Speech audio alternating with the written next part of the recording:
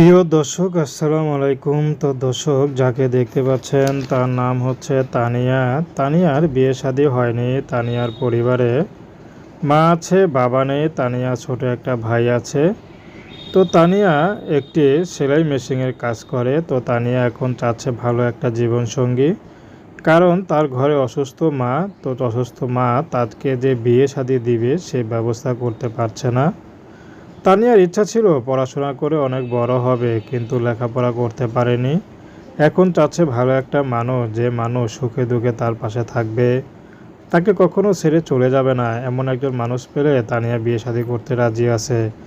তানিয়ার কোনো বংশমর্যাদা নাই। তানিয়া চাচ্ছে তার মতো যদি কোনো মানুষ পায়, তারও বংশমর্যাদা না থাকুক, যদি তার মনটা ভালো হয়, তানিয়া তাকে বিয়ে শাদী করতে রাজি আছে। আজকাল যুগে ছেলেরা তো বা ছেলের পরিবার তো বংশমর্যাদা বা বাপের টাকা পয়সা ছাড়া বিয়ে দিতে চায় না। তো এই জন্য তানিয়ারও বিয়ে হচ্ছে না। তানিয়া দেখতে মাশাআল্লাহ সুন্দর, চটপটে।